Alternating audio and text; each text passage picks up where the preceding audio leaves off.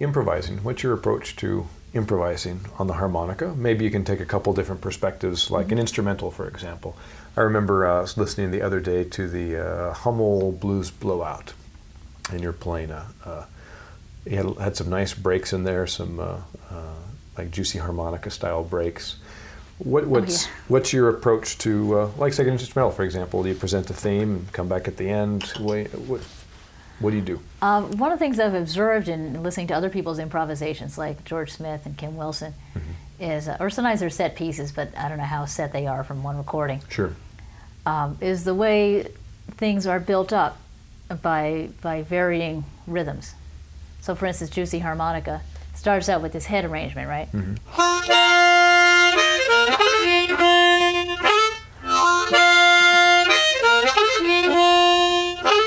So he just plays the same thing 3 times with a little variation in there. And the variations kind of come with repetition. Like you play the same lick and your mouth kind of wants to find another way of getting to a draw. So, or you might say the 3 blows a little easier this time around. So sometimes just by drilling yourself and making yourself play something repetitively, your body will create variations. Just because you don't want to just keep on driving yourself insane, hearing the same thing over and over again. So he starts out, but he establishes his head, and there's very much a sense of here I am, right? And this is something that was also drummed into my head a lot in conversations with Pierre and with other players and Kim, is you have to tell a story with your playing. And again, I was like, how do I tell a story when I don't know a bleeping thing?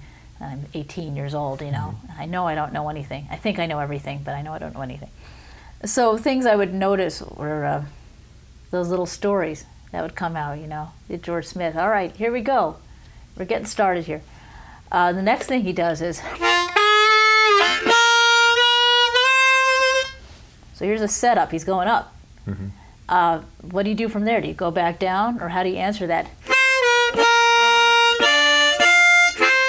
Which I guess is a reference to some song. Yeah, and I always forget what the name song of is it? Yeah. I always forget. I don't know. I had 2 people tell me never to play that lick again, so I only use it as a teaching thing. Yeah. Interesting too is that first line and second line, though different pitches, are the same rhythm. Yeah, that's right. So you're taking the same idea, da da da da, da da da da, but yeah. And then he follows with those little short bursts.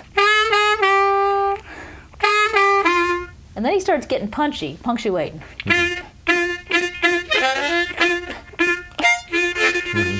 And to me, these guys are so cute, you know. George Smith and a lot of the old guys, they're cute as hell.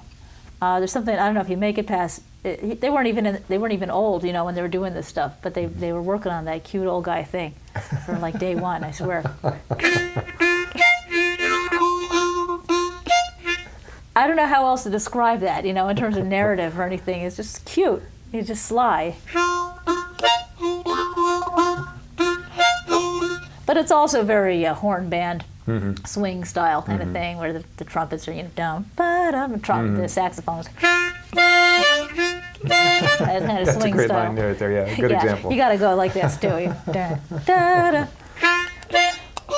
So now he's come out with these really long lines, where you have a whole measure of the same note, even a measure and change. 1, 2, 3, 4, 5. You gotten from that to something a little more broken up. But still, you're taking a couple beats for each note that you're playing. Now he's breaking it up by the third verse. He's breaking it down to 1, 2, and he's syncopating now. Dun, dun, ba, ba, ba, ba, ba, and now breaking it down into smaller beat subdivisions.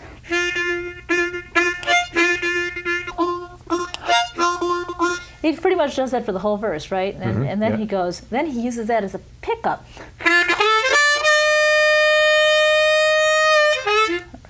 Now he's going to an even longer soaring note. And so he's done this great setup of setting up contrast, and this is, to me, like the most important thing you can do in working out improvisations, is if you play something short, play something long. Play something long, play something short afterwards, and set up a contrast, contradictions. The first thing you learn in painting is like what red and blue and yellow look like next to each other. I guess I'm just conjecturing here. But it's when you think of it as like primary colors, you know. So if you play something loud, play something soft.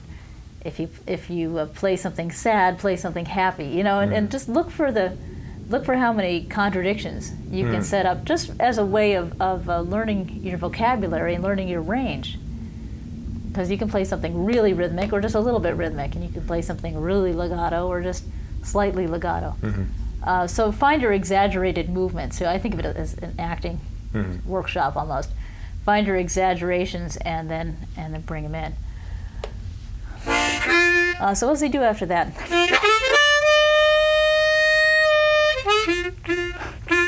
Now he's doing those little bop, bop, bop things that he wasn't doing at the beginning. So now he's also reintegrated these separate elements from long tones to little short rhythmic pops and things. Back to the original. Back to the original head, yeah. Now he's just hammering the downbeats, bam, bam, right? Or if he's syncopating every other one.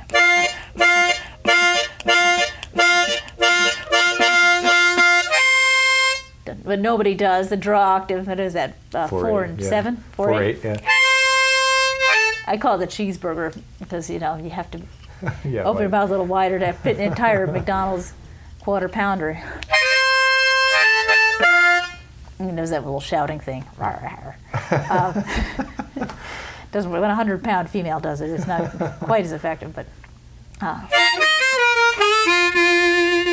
now he's just playing a descending blues scale. You know, it's nothing really hard to do.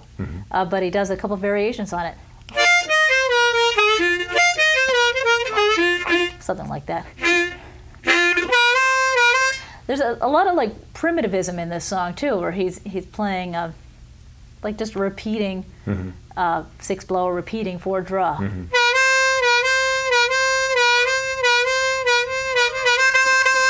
All right, so for the end of that whole verse, that really cool verse where he plays the octaves, he's just going wah wah. He's just hitting the 4 draw. Again, it's really like a harmonica. Yeah. Now he goes into this real horn section thing. A little jump, jive, and wail kind of thing.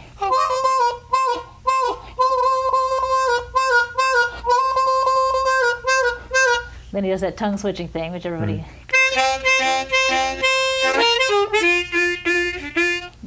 It took me a long time to tongue switch without moving my jaw, and I still put my hand up to my jaw sometimes to check it. Yeah. Because you can really hurt yourself, I think, like moving your jaw side to side.